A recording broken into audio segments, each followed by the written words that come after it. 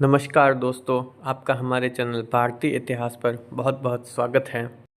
प्राचीन भारतीय इतिहास का टॉपिक आर्य, यह ऋग्वेद में एक वर्णित शब्द है जिसका अर्थ हम आज जानने की कोशिश करेंगे। वीडियो के एंड तक बने रहे, आपको सब कुछ इसी कक्षा में याद हो जाएगा। आर्य आर्य क्या होता है? आर्य उस ज़माने में बेसिकली जो क्षत्रिय लोग थे उनके लिए यह शब्द प्रयुक्त होता था।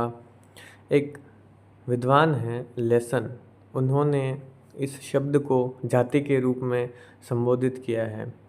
दोस्तों, यह बात 1847 की है जब उन्होंने आर्यों को एक जाति बताया, लेकिन आज भी यह बात साबित नहीं हो सकी है कि आर्य एक जाति ही थी। अभी वर्तमान में एक सर्वमान्य जो मत है उसे हम कहते हैं भाषाई समूह। अभी हम सब मानते हैं कि आर्य एक भाषाई समूह है, अर्थात जो एक बहुत बड़ी कम्युनिटी जो एक भाषा बोलती थी उसे हम आर्य कहते हैं। ठीक है दोस्तों, तो आपको आर्य शब्द का अर्थ समझ में आ गया। श्रेष्ठ या उत्तम होता है। लेसन नामक विद्वान ने आर्य को क्या कहा? एक जाति के रूप में संबोधित किया। आर्यों को एक भाषाई समूह के रूप में भी जाना जाता है। आर्य संस्कृति की भाषा कैसी थी? हिंद यूरोपीय थी।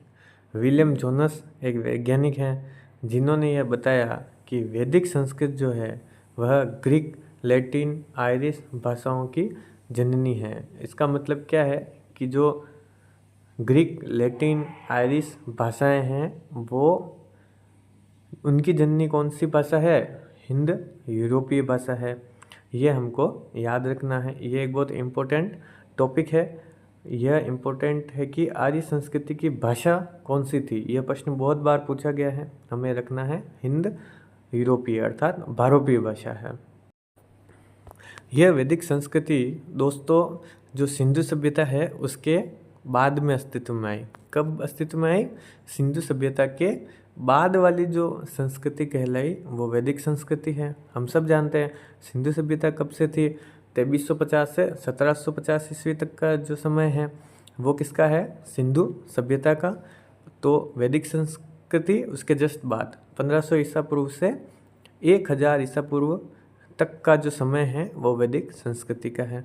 इसकी जानकारी वेदों से मिलने के कारण इसे वैदिक संस्कृति कहा जाता है। सिंपल सा, जिसकी जानकारी वेदों से मिली उसको हम क्या कहते हैं? वैदिक संस्कृति। सिंधु सभ्यता नगरीय थी, वहीं वैदिक सभ्यता मूलतः ग्रामीण थी। अंतर समझ रहे हो? सिंधु सभ्यता कौन सी है? नगरीय है, थोड़ी सी सिटी टाइप है, जबकि अपनी वैदिक सभ्यता कैसी है भाइयों? ग्रामीण, गांव जैसी है। और गांव जैसी संस्कृति तो सबसे अच्छी होती है। हम में से अधिकतर लोग गाँव में ही रहते हैं। हमने देखा कि वैदिक संस्कृति ग्रामीण है। अब गांव में क्या होता है? पशुपालन होता है ना? एक राजतंत्र था। तो यह संस्कृति भी पशुपालन आधारित है और राजतंत्री है। ऋग्वैदिक आर्य घुमक्कड़ जीवन व्यतीत करते थे। पशुपालन उनका मुख्य व्यवसाय था। घुमक्कड़ जीवन शैली के कारण कृषि का पूर्ण विकास नहीं हो पाया। ये दोस्तों गांव में तो रहते थे लेकिन घूमते फिरते रहते थे। अर्थात आज के जो गांव हैं वैसे गांव नहीं हुआ करते थे। हमने देखा कि जो ऋग्वैदिक आर्य हैं वो कबीले के रूप में रहते थे। हम बहुत सारी पिक्चरों में देखते हैं ना कि कोई 100-500 लोग एक जगह रहते हैं और वह अपने आसपास के बहुत सारे एरिया को कब्जे में रखते हैं। उसमें कोई आता है तो उससे युद्ध करते हैं, अपने लोगों की रक्षा करते हैं। आज जैसे जो स्थायी गांव होते हैं जो हज़ारों सालों तक वहीं बने रहते हैं और उनका विकास होता है, डेवलप होता है, ऐसा उस ज़माने में नहीं होता था। आज ये लोग यहाँ हैं, अब कहीं और चले जाएंगे, थोड़े दिनों बाद और कहीं चले जाएंगे। इस तरह जो ऋग्वैदिक कार्यों की विशेषता हमने देखी, जो सबसे इम्पोर्टेंट चीज़ है कि वो घुमक्कड़ जीवन व्यतीत करते थे। पशुपालन उनका मुख्य व्यवसाय था। अब पशु क्या होते हैं कि वो उनके साथ जा सकते हैं, है ना? कृषि का इसमें विकास इसलिए नहीं हो पाया क्योंकि अब खेत खलिहान को वो साथ नहीं ले जा सकते।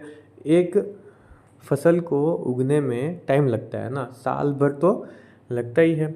तो वो इतना भी शायद नहीं रुक सकते थे, इसलिए वो पशुओं को साथ में लेकर चलते थे।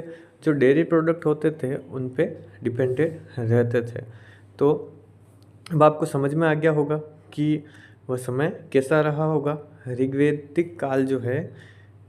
ठीक है दोस्तों, अब हम आगे बढ़ते हैं। अब हम इस वैदिक काल का विभाजन देखते हैं।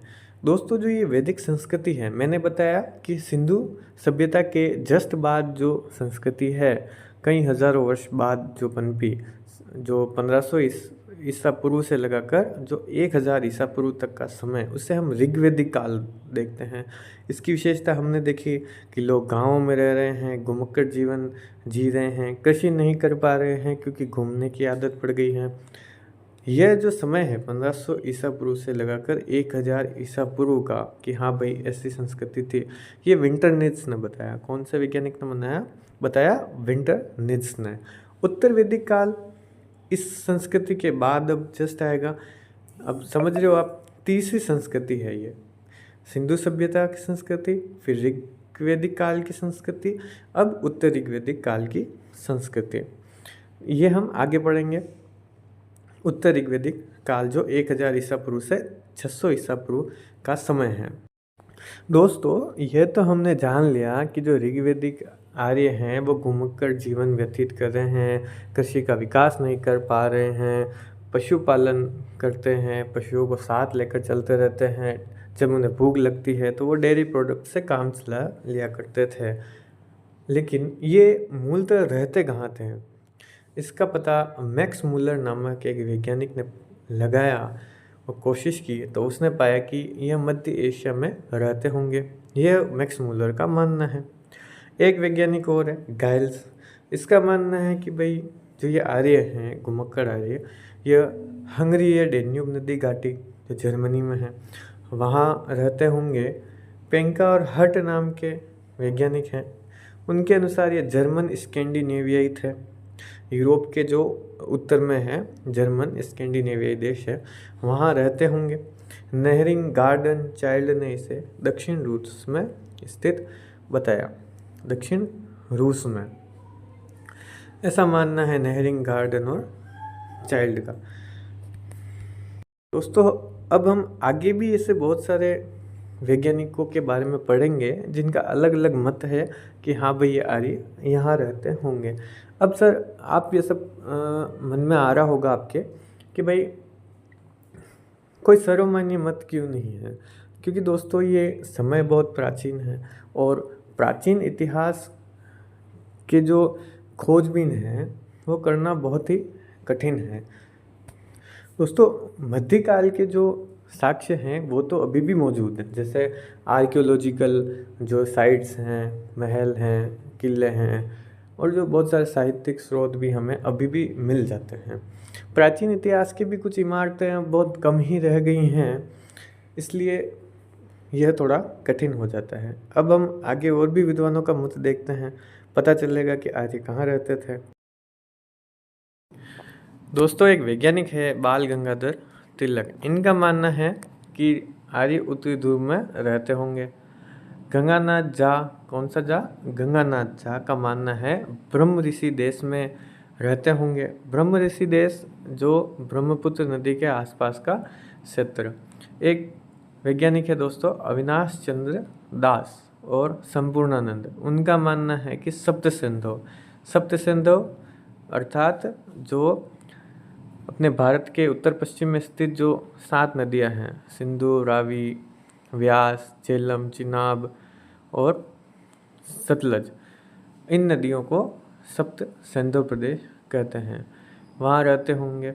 दयानंद सरस्वती पार्टीजर ने भी आर्यों के बारे में खोजबीन की और हमको बताया कि यह तिब्बत में रहते होंगे।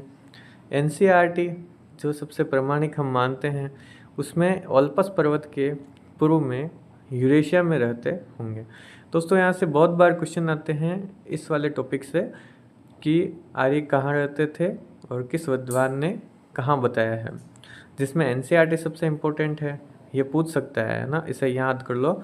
आल्पस पर्वत के पूर्व में यूरेशिया में रहते होंगे। बाल गंगाधर तिलक का बहुत बार पूछा हुआ है कि बाल गंगाधर तिलक के अनुसार आर्य कहाँ रहते थे, तो वह उत्तरी ध्रुव पर रहते थे। आगे देखते हैं दोस्तों। अन्य मान्यताओं में दोस्तों भगवान दास गिडवानी एक वैज्ञानिक हैं, उन्होंने बताया कि रिटर्न ऑफ द आर्यंस इनकी एक बुक है, उसमें इन्होंने आर्यों का निवास स्थान भारत माना है। ये बहुत इंपॉर्टेंट है दोस्तों, इसे भी याद कर लो कि आर्यों का मूल निवास स्थान भारत किसने बताया है, यह बताया है भगवान दास गिडवानी। देखो इसे याद करने की ट्रिक क्या है, भ से भारत, भ से भगवान दास गिडवानी। बाल गंगाधर तिलक ने, हमने पहले भी देखा कि उन्होंने कौन सा बताया, उत्तरी ध्रुव बताया आर्यों का मूल स्थान। बाल गंगाधर तिलक ने कौन सी बुक में बताया, Arctic home in the Vedas, ये उनकी पुस्तक है। जेसी रोड नामक एक वैज्ञानिक है, इन्होंने मध्य एशिया बताया, बैक्टीरिया। ये तीनों ही सबसे इम्पोर्टेंट है और ये बहुत बार पूछे गए हैं आर्यों के मूल निवास स्थान के बारे में। अब आगे हम देखते हैं एक वैज्ञानिक है एडवर्ड मेयर। एडवर्ड मेयर क्या कह रहे हैं कि पामीर के पठार में आर्य रहते होंगे। ब्रोडन स्टाइन ये यूराल पर्वत के दक्षिण में किर्गिज स्टेप्स मैदान को आर्यों का मूल निवास मान रहे हैं। यूराल पर्वत कौन सा, जो यूरोप और एशिया को अलग करने वाला पर्वत श्रृंखला यूराल पर्वत कहलाती है। इसके दक्षिण में एक मैदान है किर्गिज स्टेप्स, अब वहाँ रहते होंगे, ये ब्रोडनस्टाइन भाई साहब का मानना है। पामीर का पठार किसने बताया, एडवर्ड मेयर ने, ये अपने को याद रखना है। अब दोस्तों ये जो आर्य वाला जो मामला है आपको पूरा समझ में आ गया है कि आर्य कौन है। आर्य बेसिकली एक भाषाई समूह है, इसको एक जाति भी बताया है लेसन नामक वैज्ञानिक ने। इनकी भाषा कौन सी है, ये हिंद यूरोपीय भाषा बोलते हैं, गाँवों में रहते हैं, पशुपालन करते हैं। और पशुपालन ही क्यों करते हैं, क्योंकि घुमक्कड़ जीवन शैली है।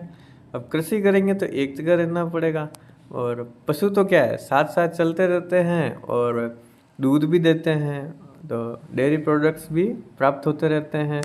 प्लस क्या है, अब ये जहाँ भी घूमते हैं तो रास्ते में घास फूस तो होती है, तो वो उसे क्या है खाते पीते रहते हैं इनके पशु, इनका भी काम होता रहता है।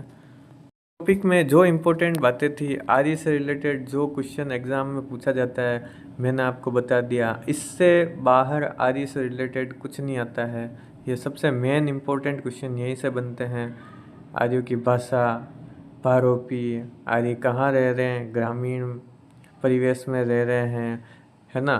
जाति किसने बताया, लेसन ने बताया। कब बताया, 1847 में बताया। आई होप दोस्तों अब आपको आर्यों के बारे में सब कुछ पता चल गया है, याद भी हो गया है। एक बार मैं आपका फिर से रिवीजन करा लेता हूँ कि आर्य शब्द की उत्पत्ति के बारे में लेसन नामक एक वैज्ञानिक ने बताया है कि ये जाति समूह था, लेकिन बाद की खोजों में हमें पता चला कि ये एक भाषाई समूह है और गाँव में रहता था। और ये कहाँ कहाँ इनका मूल निवास था, इनके बारे में प्रमुख वैज्ञानिक बाल गंगाधर तिलक क्या बता रहे हैं, ब्रह्म ऋषि देश बता रहे हैं, ठीक है। और एक ब्रोडनस्टाइन बता रहे हैं, यूराल पर्वत बता रहे हैं। भगवान दास गिडवानी ने इनका मूल निवास भारत बताया है, ये सबसे इम्पोर्टेंट है, अपने भारत के लिए गौरव की बात है। हम मिलते हैं अगले वीडियो में, तब तक के लिए जय हिंद, जय भारत। स्वस्थ रहें, मस्त रहें, माता पिता का आशीर्वाद लेते रहें। धन्यवाद।